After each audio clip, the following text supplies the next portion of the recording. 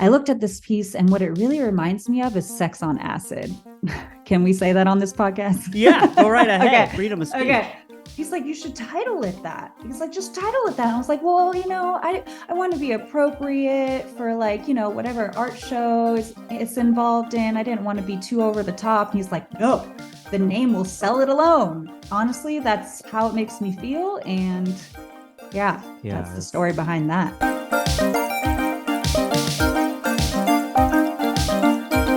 What's going on, everybody? I'm Walter Hooper, and this is another episode of Marketing Minds Meet. And we are doing a virtual episode here. I am in Grosse Pointe Park at the Not Co-working space right off of Mack Avenue in Nottingham. And my guest today is chiming in all the way from Florida. Yes, palm trees, alligators, golf courses, beaches. That's where she's at. And she was here for the last episode that featured Betsy Stiles, owner of the Salon and Spa in Grosse Pointe. And I thought it would be cool to give her an opportunity to talk about what she does and how she became, well, the artist that she is. And so without further ado, I have here once again back on the program, Elayna Clair of Elayna Clair Creations. What's up? How are you? Hey, I feel so special coming on twice now. Also, you forgot to mention the mosquitoes in Florida. We got a lot of those too. Oh, yeah. Well, we do have those up here in the Mitten as well. This is true. This is true. I think they're kind of universal, but yeah, especially down there, especially with all the swamps and marshes and things like that. So, so tell everyone about you and your brand as an artist in your journey. Let's hear it. Okay, so to start off with my brand, it's Elayna Clair Creations. I started drawing and doodling ever since I can remember. If I wasn't paying attention in class, that's because I was doodling on my papers. So it's just, I was born with it. And I finally decided to take it seriously. I want to say 2014. And it's kind of hard to like, where do I start? I guess we'll start with, I started as a professional artist then, and I started doing art shows all around Tampa. And eventually I'll be branching out, hopefully one day internationally is the goal. My brand specifically is based on bringing people back to our connection to nature, and that, at one point we were separated from it when really we are a part of it. And I want to remind people of that through my work. And for my commission pieces, I love to tell people stories in a way that they don't know how to verbalize.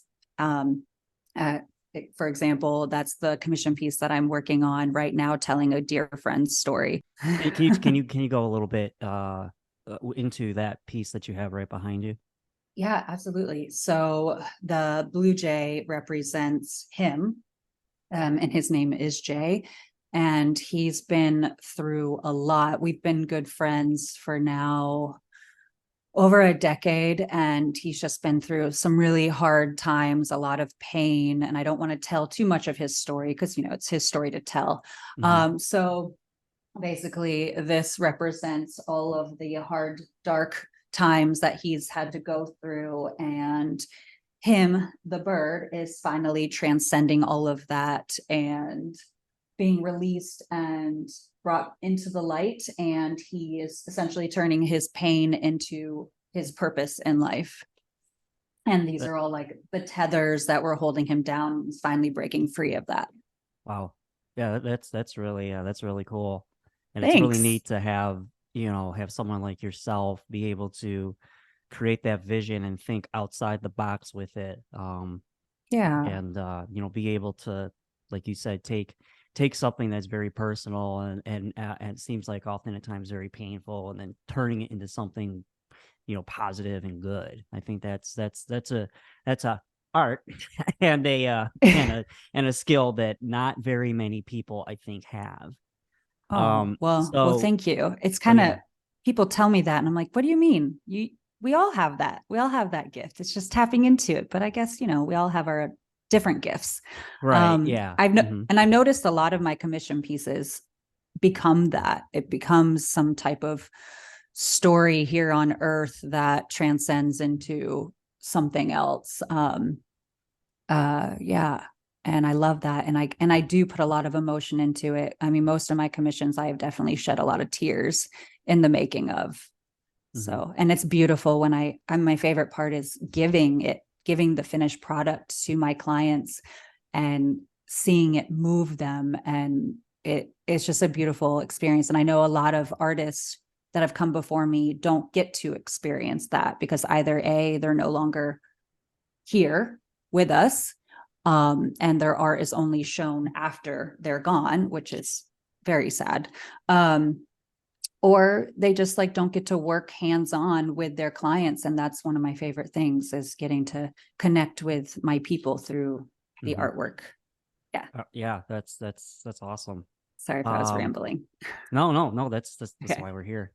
true. That's why this is what this is for. This is actually So called the let's Ramble Podcast. yeah, ramble on. Not the Zeppelin song. Great song, by the way. Um, but so tell me and remind everyone from last time how you got connected with Betsy from the lawn next door, and how, and also to kind of refresh especially refresh my memory. So my apologies. Were you always a native of Florida and you just happened to make your way to Michigan through Betsy, or had you lived in Michigan prior and got reconnected with it? So it's kind of a two-parter question. How'd you get connected with Betsy, Yeah. and are you originally from Michigan or from Florida? So I'm definitely not a native to Florida. I'm a transplant, but I've been here since I was 2. And Okay. most of my family on my dad's side and my mom's side came from Michigan. So I've been going back and forth from Florida to Michigan my entire life. So when I came to visit you in Grosse Pointe, I'm like, I felt like I was also home. Michigan is just as much home as Florida is for me. Um, I was actually born in Texas and we were only there for a couple months. And that's where my parents met. And then they find out that they're actually both from Michigan. And then my mom and I came down to Florida when I was 2 because that's where her parents moved. They became snowbirds. So she wanted to be close to them and she was just tired of being in the cold. And here we are many years later. I have lived elsewhere. I lived in Costa Rica in 2012 for 4 months, and I've lived in Ohio doing a summer job there. But somehow the Tampa quicksand always sucks me back in. But yes, you'll see me in Michigan more often. So I'm there quite often to visit. So Yeah, absolutely. Yeah, yeah. that's awesome. Yeah, and yeah, like I said, whenever, and I meant it, like whenever you're in the mitten, yeah, you, Betsy, well, obviously Betsy, Yes. because I work alongside her And now. she's like the meat to us. So she Yeah, brought us yeah, it's together. like you're always welcome here at the office. Thank Just you. hit me up, and yeah, if you feel like you need to like have some inspiration or some creative outlets, like this place has got it. So, Let's do um, it. Oh, so so back to Betsy though. yes, back to Betsy. So you met Yes. Betsy because Yeah. So we had a mutual friend. And our mutual friend, I grew up with her and her twin sister. And they're my best friends in Michigan. Every time I went, we had to see each other, ever since I think we were like 8.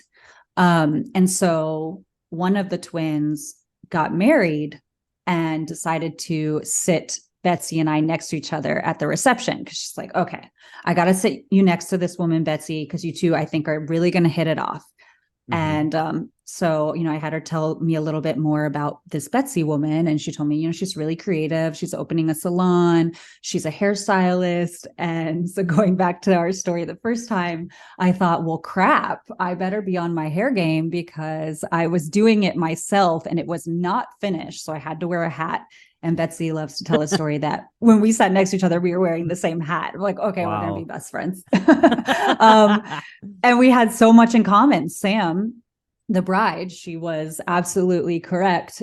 And she wanted me to start helping her with her social media, because I showed her that I was a social media manager for several different companies, and I showed her all the content that I've been creating. And she's like, oh my God, this is amazing. And then she told me all about her salon coming up, because the lawn next door had not yet been born. It was just a seed that had been planted at the time. And this was in November of 2021.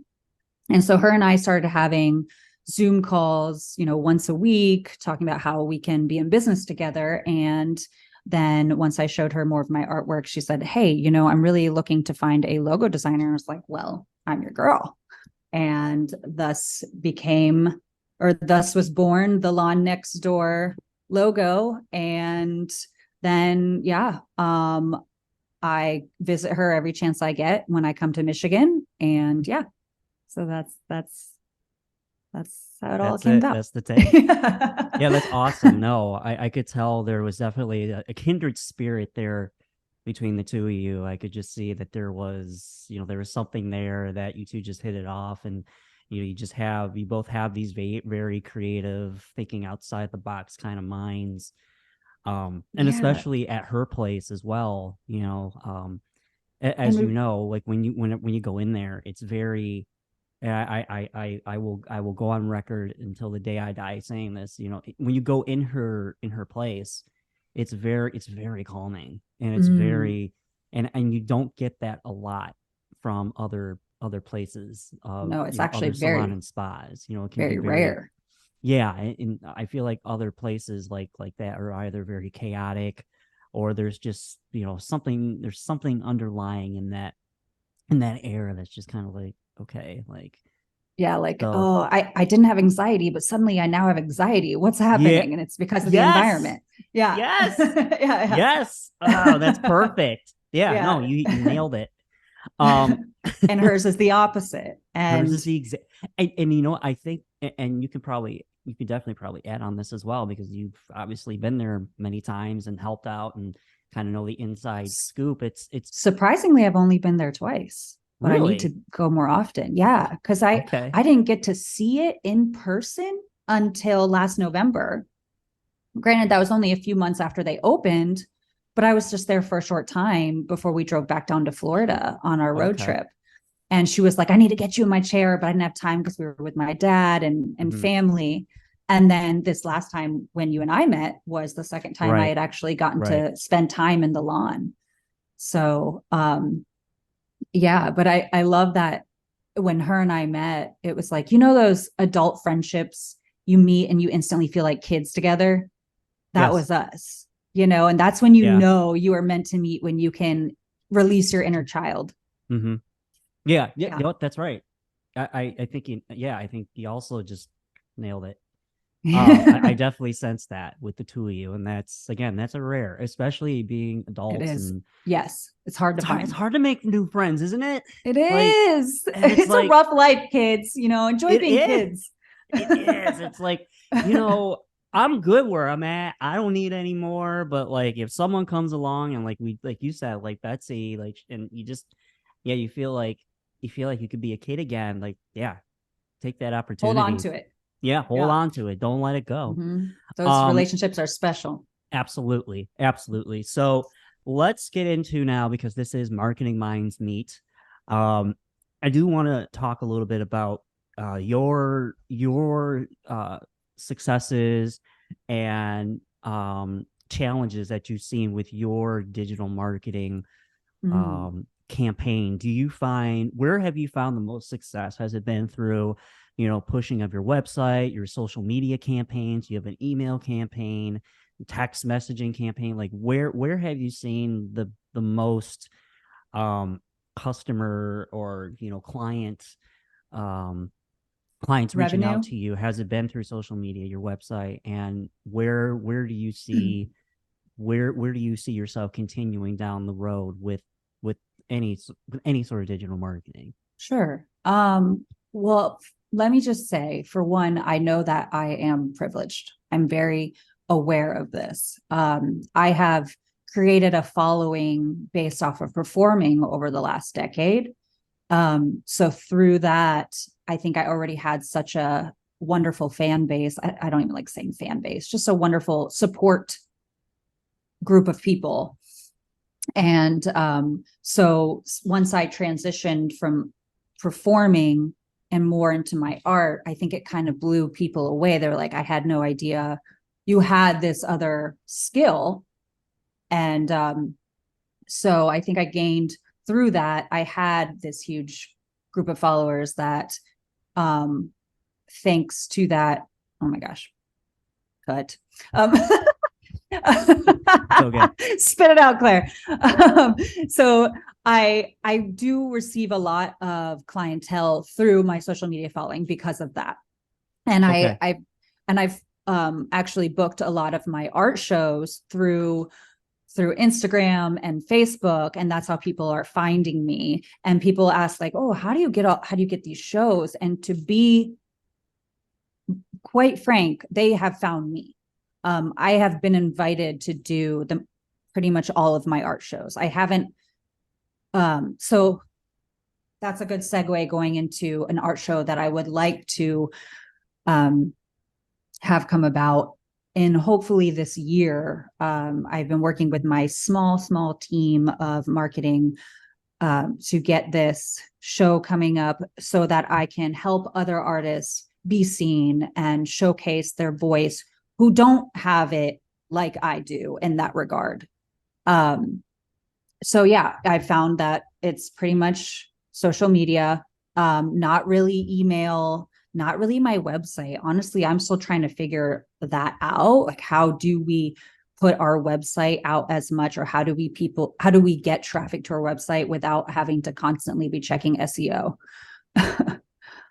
Yeah, no, that's a really valid point. I know I find right now websites are, especially I think now with the rise and the evolution of social media, and like Instagram, and we'll segue into your Instagram page here in a minute. Yeah. Especially I'll put, like I said, I'll put Instagram here in the spotlight.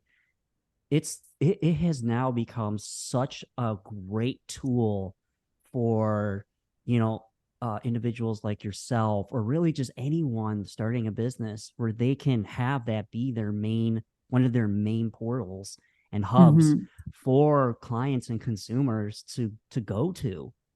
And Absolutely. you just said it, you've had people reach out to you through there and get you gigs. I've had clients reach out to me, and I've set up consultations and deals with them through it.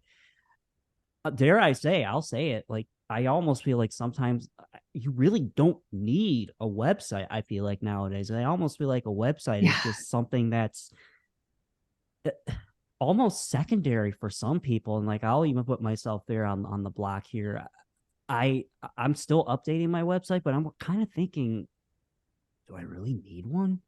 Do I really need to have that overhead? And do I really need to continue to pay for that? And, there are other ways that, I can promote myself and market myself. And I'm sure the same what you just said with you. It's like you're constantly going back and forth and going, is this really necessary? Yeah. Like, Yeah. And going back to just like, paying the annual fee and all of that. So I will say, with someone who has like tangible products, mhm, yes, I think it's necessary. The only thing is, I just think I haven't figured out the proper way to get traffic to go to your website, because I sell prints on my website. mhm. And I'd like to eventually connect to a merchandise company so that when people do place an order, it'll go straight to them and sent to them, and then sent to the client. So here's why I say yes, have a website, even though I haven't quite figured it out yet. I've noticed that so I do lives on TikToks, and someone advised me, an incredible artist. I should name drop him. His name is Jason Skeldon. He's Skell. He's Tampa based. He's very well known. He is very successful. He's a buddy of mine, and he said that I should go live, just paint live on TikTok every single day, and it would probably do wonders for my brand. That's just I need to set out my schedule and ship off a lot of other things that I do. And when I do that, a lot of people are saying, where can I buy your art? And I think most people, most consumers want to go straight to a website, click a button and order rather than having to DM the artist and say, hey, can I buy this piece, and go back and forth the conversation? Because a lot of people are intimidated to do that, or they just don't want to waste their time and they've already moved on to something else. Mm-hmm. So Yeah. I think that's the benefit of having a website. Right. One of. Right. And I'll also say too, to counter that as well, now, I mean, you can set up e-commerce shops on your Instagram page, Yeah, so that's true. I mean, again, Dang, Instagram taking mean, over the world. yeah. But I mean, here's the other thing too. I find with Instagram, because everyone keeps asking me, well, what about TikTok? Is TikTok viable? And I always say, I feel I feel like it's such a niche thing Mm, that I don't feel like right now it still hasn't been able to break that barrier of being taken seriously professionally yet. sure. I think Especially with people over 25. correct, you know? correct, correct. Yeah. And I think right now Instagram will still have the upper hand because it has proven to be a very useful platform and a Mm-hmm. very viable tool for people even with tangible products to purchase off of there.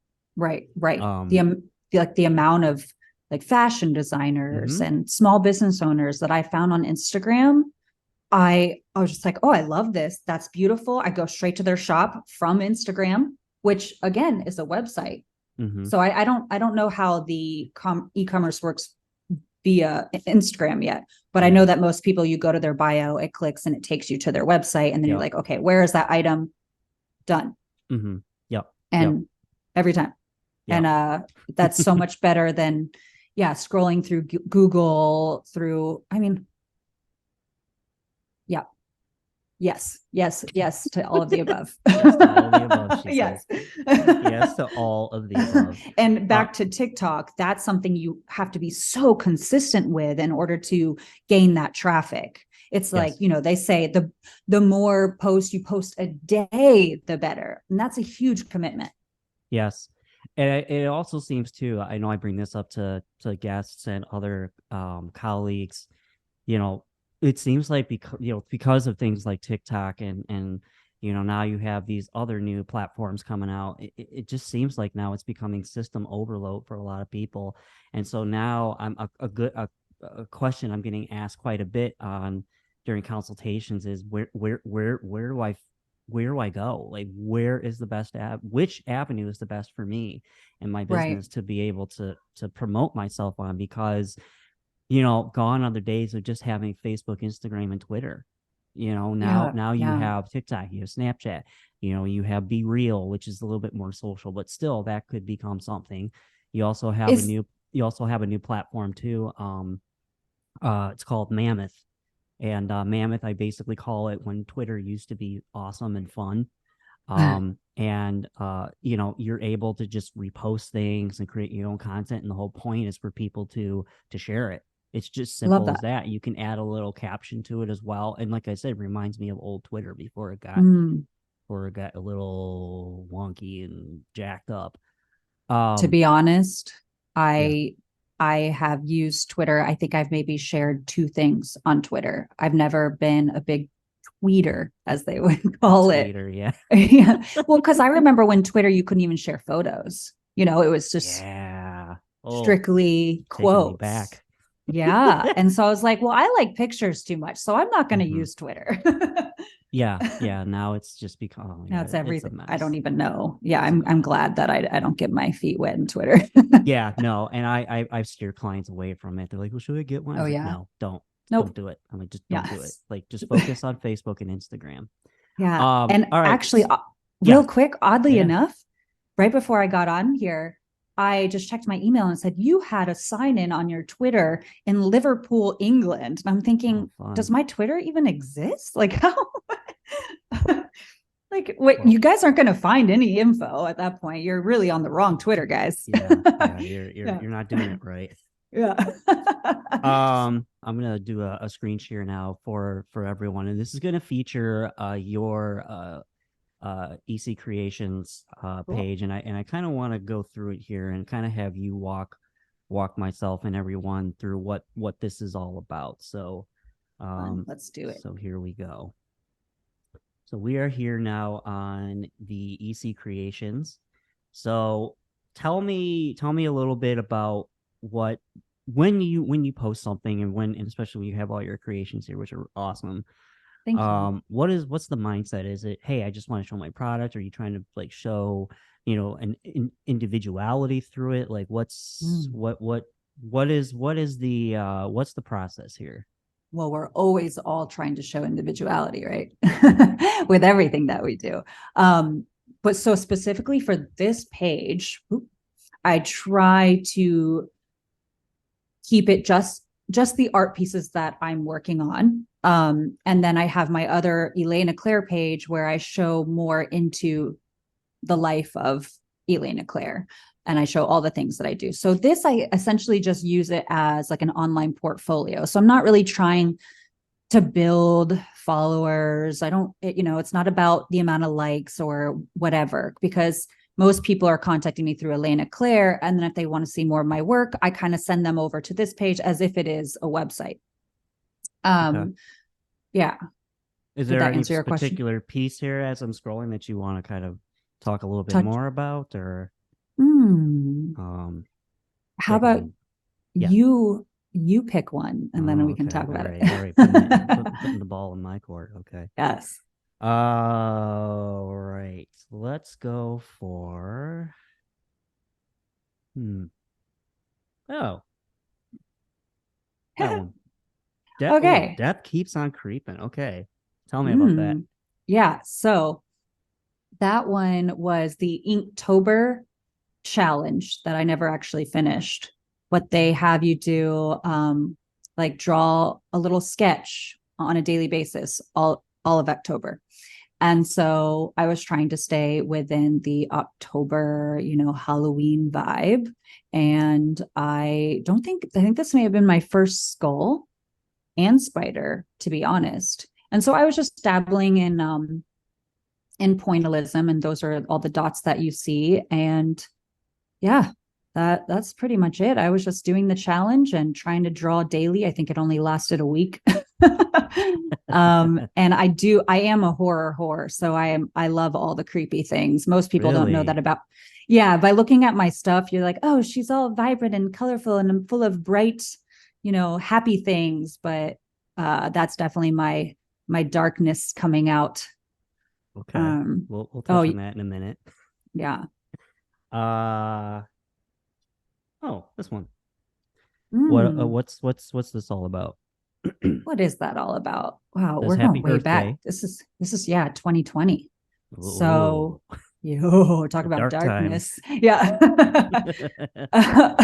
So I think I have a ton of prints and I was really just trying to showcase this print. This one is specifically, there's a couple names for this. So at first it was titled Unidentified Perception. Um, and because I felt like it was very alien-esque, which I also vibe with a lot. And then this person that I started working with in the end of 2019, he actually helped me with all these prints, and I was, titling everything and signing all of them. And I was like, I looked at this piece and what it really reminds me of is Sex on Acid. Can we say that on this podcast? Yeah, go right ahead. Okay. Freedom of Okay. speech. Okay. It's not Twitter, right? Or no, we actually that just no, that just changed, right? Nah, Since Elon took over. that's right. Um I don't know how I know that. Don't ask me. Um so and he said, I told him that, and he's like, what? He's like, you should title it that. He's like, just title it that. And I was like, well, I want to be appropriate for like, whatever art show it's involved in. I didn't want to be too over the top. And he's like, no, the name will sell it alone. Got a point. And so I felt kind of pressured in titling it that, but honestly, that's how it makes me feel. And yeah, so Yeah, that's the story that's behind that. okay. All right. Yeah, no, like I said, as I was scrolling through and looking at all of these, like this is just like even that with like the koala, I think that's really cool too. Mm. Um, Well, yeah, but, reading the caption, that was during the forest fires in Australia. And that was a oh, very yeah. emotional piece when I painted that. Yeah. So you really get immersed in it. You feel everything. Like Oh, you channel all of the emotions and the intuitions.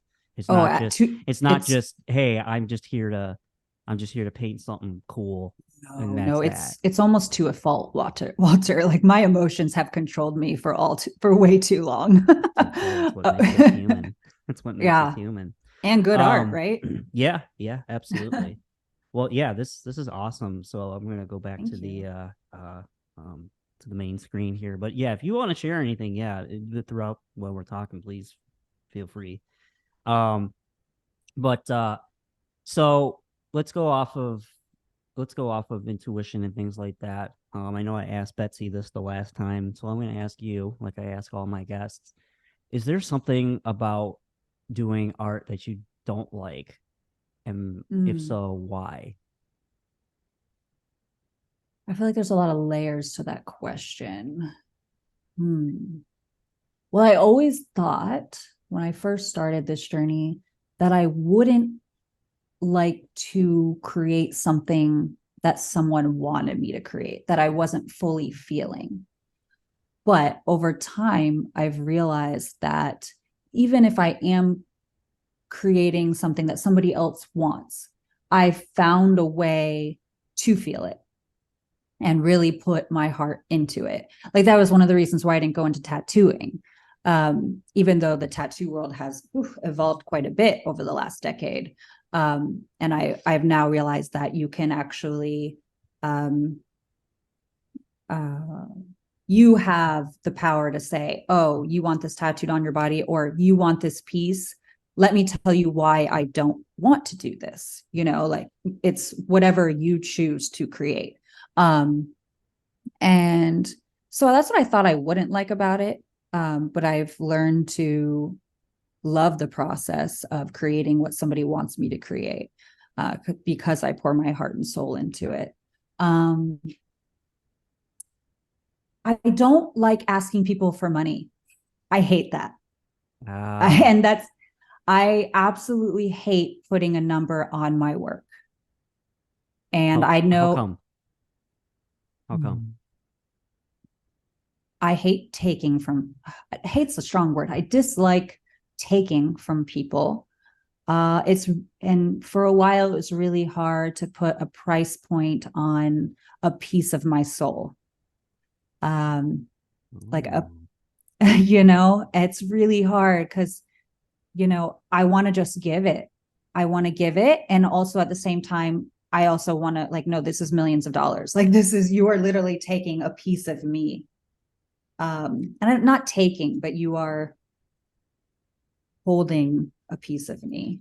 Um, and you can't really put a number on your soul and your heart and your emotions. And so I've had to learn to get over that and find what I'm worth. And yeah, that Yeah, is, no, I still don't like it. And talking with clients for the murals, like I just, it's the business aspect. Like, oh, here we have to talk about numbers now. And it's like, yeah, and when people show, and a lot of times when people do show their interest, and it's like, okay, I've put so much sweat, time, and tears into this piece for, let's say, years and years. Sometimes I'll pick up a piece that I haven't touched in like 8 years, and then I put so many more hours into it. And people like, and I tell them, oh yeah, it's going to be, $1,000 or a couple $1,000. They're like, oh, that's too much. And it's like, do you understand? I mean, I understand that you don't understand because this is not what you do, but I need people to understand how much goes into each piece. yeah. And you can't verbalize that. You just, Well, you I know, think you could, okay. but then that would be at the risk of sounding like you were better than them or pretentious Yeah, because, well, God, artists, you know how they are. I never, It's just yeah. you would start to go through that tumbleweed, but And the last thing I want to be also is pretentious. right, but also, kind of in the somewhat parallel, like playing music is like I play music on the side. Like Yeah, that's the fun gig, the fun job. yeah, I totally get it. Like when you first starting out, like I remember I would sometimes lowball, myself and my band. all the And time. as Yeah. time went on, it's like I realize now, like I realize that we're really good at what we do. And Mm, if you want to have that particular niche service and that entertainment, yeah, you're gonna have to pay a little bit for it, but we yeah, promise we'll make it worth it. for We'll sure. make every penny worth it. Yeah. So kind of like, like when, they have to take into account, and you could somehow I'm sure you could probably verbalize as a little bit more friendly, but it's like, are you the one that's buying the paint? Are you the one that's buying the brushes? Are you the one that's buying all these materials that Mm-hmm. sometimes could cost like hundreds of dollars just for one Mm-hmm. item? Like Mm-hmm. one of my guitars is worth about $1,500. Yeah, So absolutely. just trying to make people understand that. But I think, you know, so I guess to segue into another deep deep tissue topic here is, how are you able to convince the average Joe that what you do is not just a hobby? It's not just something that, well, Mhm. she's probably bored, and I'm sure she's, either like, this is just a one off or whatever. She'll find a real job, soon. Or, Mm. what do you say to those people, who have that type of mentality and don't necessarily see and Well, get that whole, that it's not just that. What would you say to someone that presents that? without showing them, Yeah. without showing them like Yeah. anything I have to show online, without doing any lives, just what would I say? Mm-hmm. Hmm. I would say you don't expect your plumber to come in and do that work for free, do you? You don't expect to uh, get any other service for free. Um, I can sit down and write the amount of hours that go into this individual piece or each individual piece. I mean, I can write the numbers out for you. Um, I can tell you how long I cried during that piece. um, I can tell you all the other things that I could have been doing while I'm working on this piece. Um, um, respect, just respect us. We are pouring everything into the work that we are creating, whereas most people do for their work, unless sadly they're, absolutely miserable and would rather be doing anything else. Whereas this is what I live for. Um, Say the question again. What would I tell the average Joe if they just had no that respect for artists and like, you're going to find another job? This is just a hobby. Yes. Well, first off, are you even living in the times? How old are you? How old is this average Joe? Like that. I Like that. mean, everybody's an artist these days, which is kind of scary because most people are trying to take, not trying, but I actually, this goes into a discussion I was having with somebody the other day about how, us millennials and Gen Zers we understand the easy route is so much more accessible with online, and being able to market ourselves online and put ourselves out there and reach millions of people. Whereas, are we going to have any doctors or lawyers or, people who are we need in this world down the road?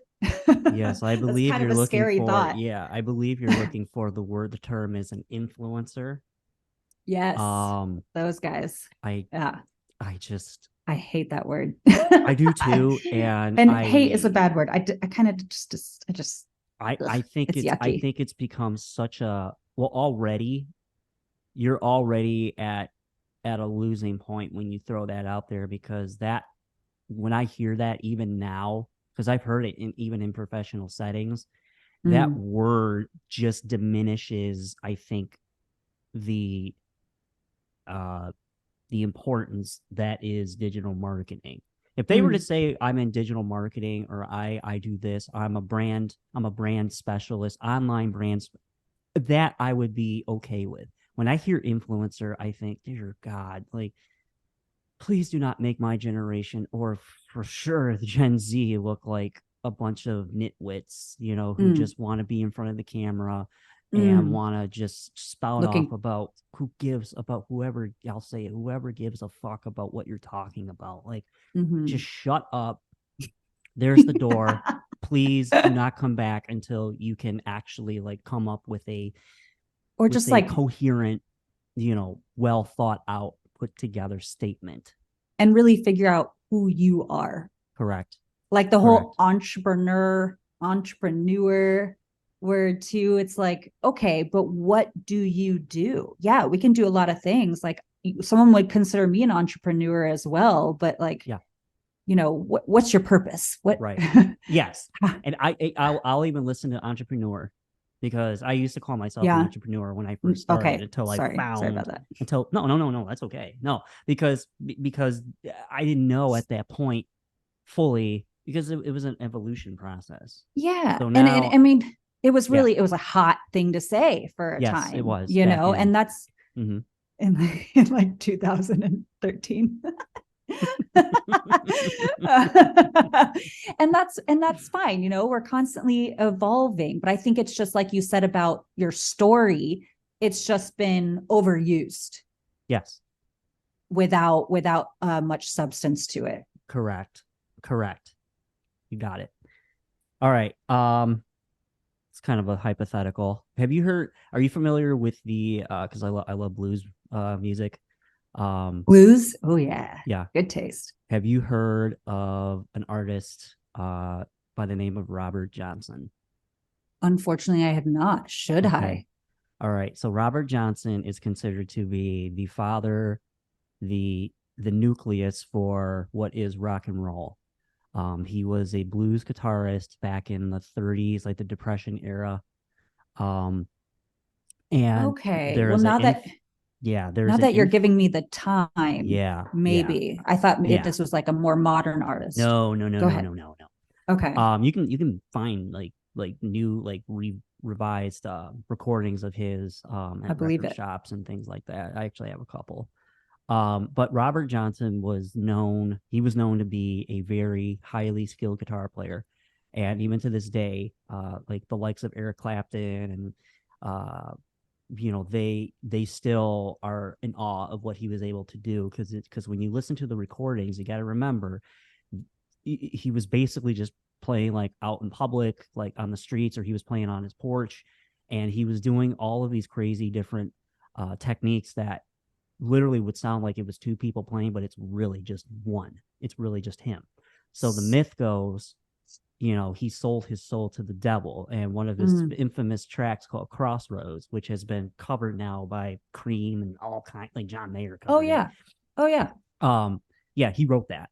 And Okay. the story and the tale behind that, the legend is he was walking and he came up to this crossroads in the deep south and he Mm. happened to stumble upon the devil himself. And the devil said, I can make you the biggest star and the biggest guitar player that ever lived.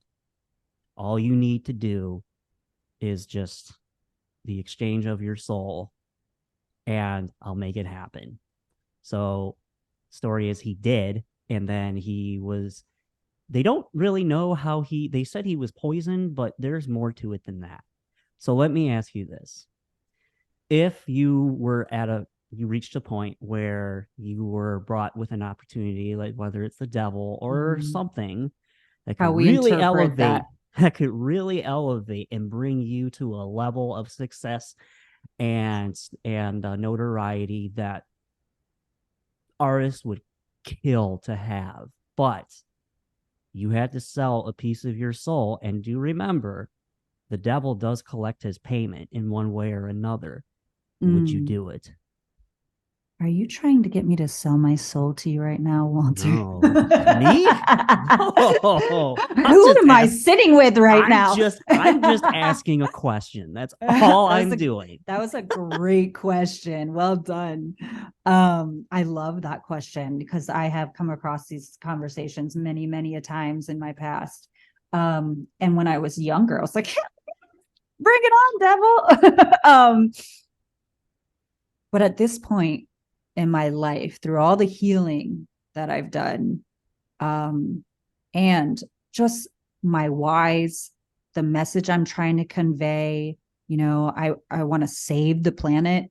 Sounds, I mean, that's ridiculous, but I want to lessen my carbon footprint and do everything that I can to keep this thing spinning in space, um, and so I think by doing that with the price, I don't know, because I would not. If you caught me in my dark times in my teenage years, my early 20s, hell yeah, bring it on. But I don't think I could, push my morals aside just to become a millionaire star or whatever. I think there are better ways to get there. I like that answer. Thanks. I do like that. Yeah, and because I was thinking about like how I wanted to phrase that, and I was just like, yeah, I You was did a like, great job. I'll use the Robert Johnson uh example. Yeah, because he was one of the greatest, but unfortunately it came with a price. And even some people might even think, so coming to modern times now, 20th century, 21st century, Eric Clapton, Right. back in his days with Cream, he was known as, the term Clapton is God. He Mm-hmm. was just Mm-hmm. this, and people thought that he might have sold his soul because throughout his life he had his moments of pain and tragedy. Mm. Well, the biggest one, he lost his son. His Mm-hmm. son had a Mm-hmm. his son had a accident where he fell out of a window, Yep. one of his apartment building, and He wrote a died. song about it, right? Did Tears in Heaven. Mm-hmm. That's a good one. And then also, one of my favorite guitar players of all time, Stevie Ray Vaughan. Mm. He played a show with him in Alpine Valley, Wisconsin, and the plane that he was going to get onto, or the helicopter that he was supposed to get onto, he didn't, and instead Stevie Ray Vaughan got on it, and that was the helicopter crash that Mm. killed Stevie. Right, And even right. to this day, he still kind of brings it up every now and then, but you can tell that it freaks him out. um Yeah. Yeah, I can only so it's imagine. just like, well, I mean, he is one of the one of the biggest guitar players in the world, but who Yeah. knows? Well, it's like you can use so many people as example, like the whole 27 club, Yeah, that's true. Bob Marley, Hendrix, Morrison, Michael Jackson. Janice. Yeah. Oh, well, I'm not. Yeah, sorry. I would I was just clumping the 27 club in and then listing everyone else. Yeah. But yeah, Janice. Yeah. So, and what I have a question for you. All right, what do you got?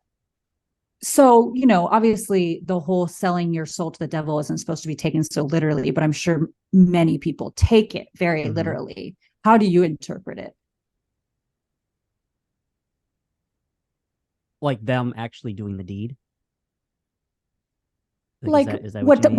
what does it mean to sell yourself to the devil? And then, obviously we know what it means, because Right. then, Okay. you Okay. become I think I you know what you're getting become at. largely famous or well known, make a ton of money, and then something some terrible, tragic Right. things happen to you. Right. I think what it means is, I think it's one of those things where it could come from not even just desperation, but it could also come from greed and ego. Mm, mm. I think, so let's use Robert Johnson in this case. Again, we'll circle back. In this case, he was taking guitar lessons, and his teacher was just like, yeah, I don't know if I can really help you.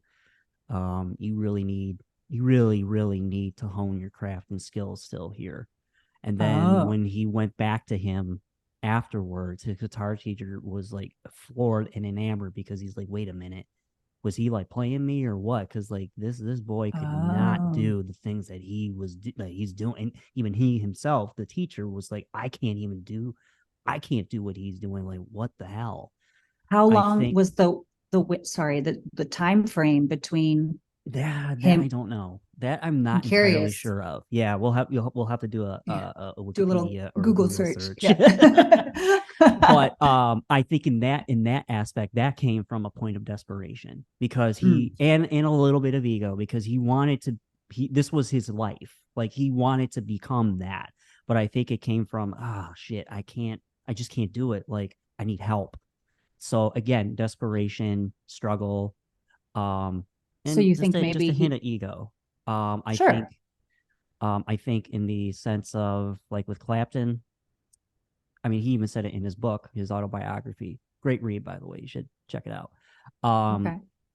he even said that in when he was younger, he was like, I now, present day now, him at that time, he goes, I probably wouldn't have even wanted to deal with me back then because I was just such a Mm, pompous, mm, you know, asshole with the, you know, with a stick, you know, shoved so far up my you know what.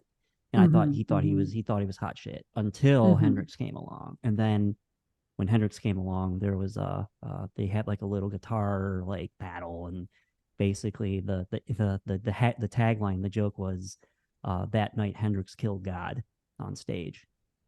I love that.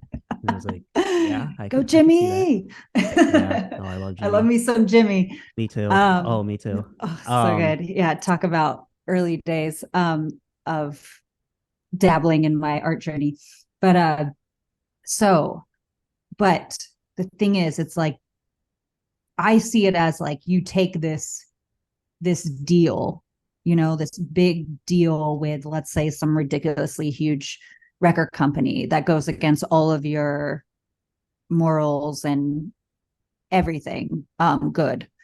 And I don't know if I take it literally like, oh, okay, they just, went and had a chat with the devil himself. I think mhm. it's a devil in human form, that they're making deals with. Right. Oh yeah. Yeah. Yeah, I think nowadays, yeah, that might be the case, unless like you're actually devil worshippers, and that's a different story. But we won't go there today. Oh, that's a Um, whole podcast. as a whole other podcast, a whole other Yeah. segment in and of itself. Um, so I want to kind of steer now towards the light a little bit, and as we wrap up here, um, Shed the darkness off. shed the darkness. That's why I said that's what this show is Yeah, for. We yeah. start light, go into the dark a little bit Yes. because you have Yeah. to, and then You we come have back out. to We come back out in the light.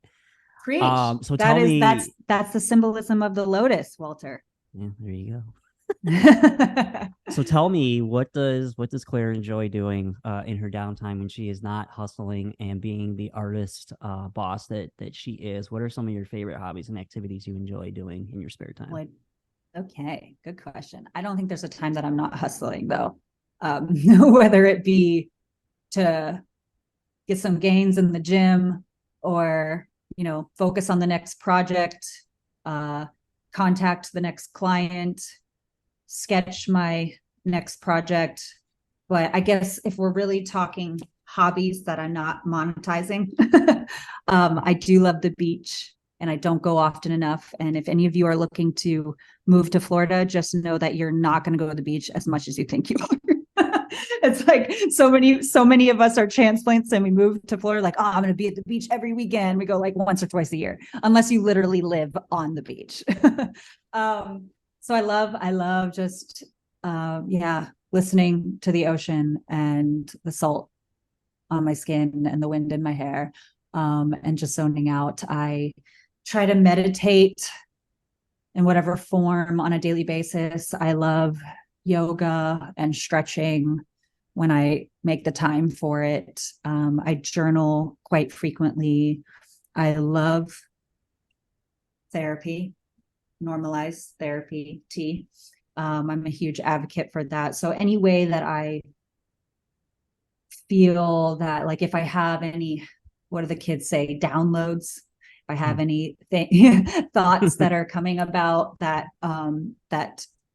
go back to my childhood trauma or some kind of revelation that I'm having, I try to really hone in on it and write it down and talk about it my next therapy session. I just love breaking down all the layers and getting to my truest self.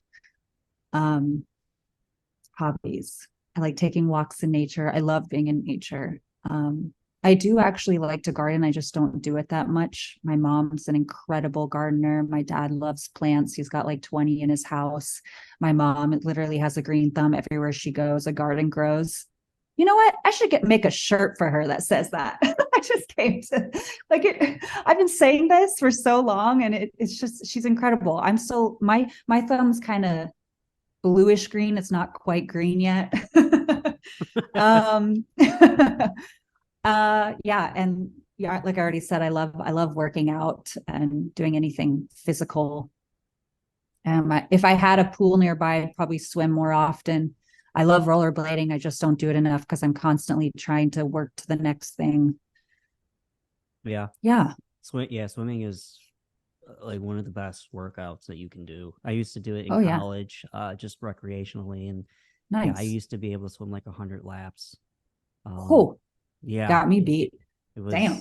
it was great. I mean, it gets you caught, and Yeah. it's low low stress on the joints and all that. Exactly. It's great. Like it really But is high one of resistance. mm-hmm. Right. Absolutely.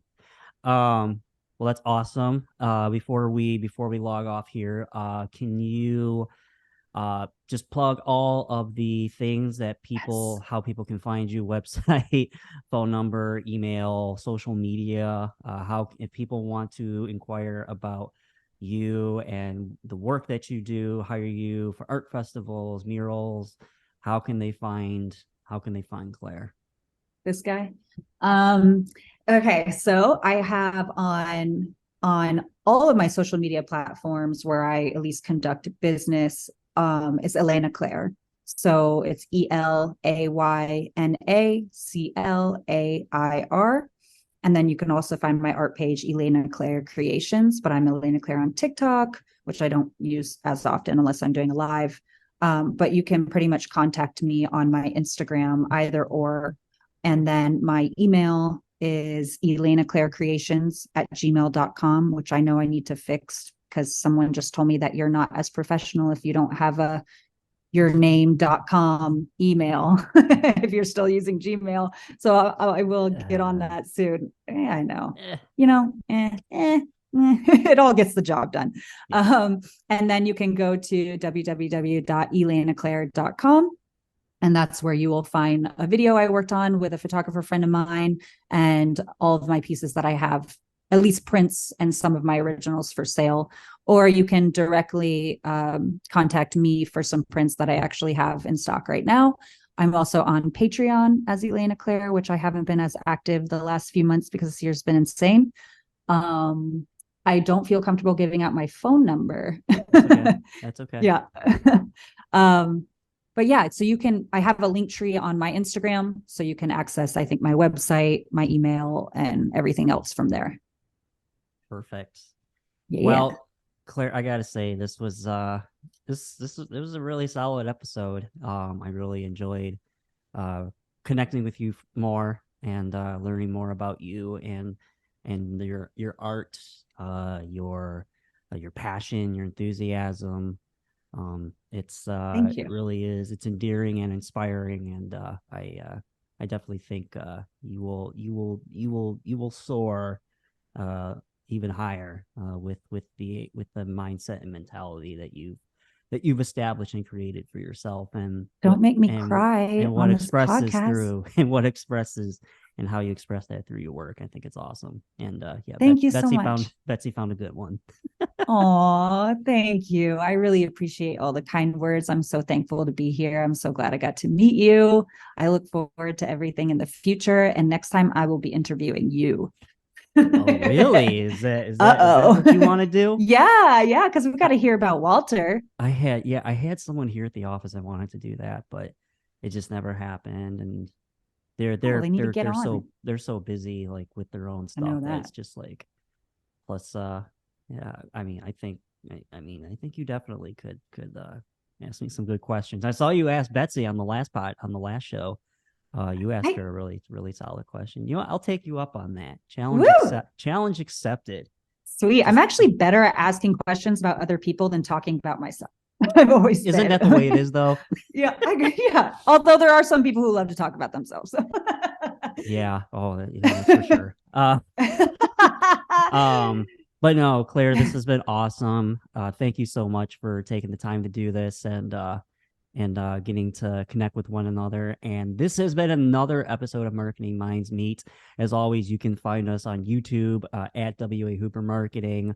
We have all of our episodes, full episodes on there for you. We're also on the podcast platform, Spotify, Apple, Google, Amazon Podcasts now. And YouTube even has podcast outlets. How about that? So with that being said, thanks so much, everybody. Thank you, Claire, for being here today. And we will see you next time. Yay.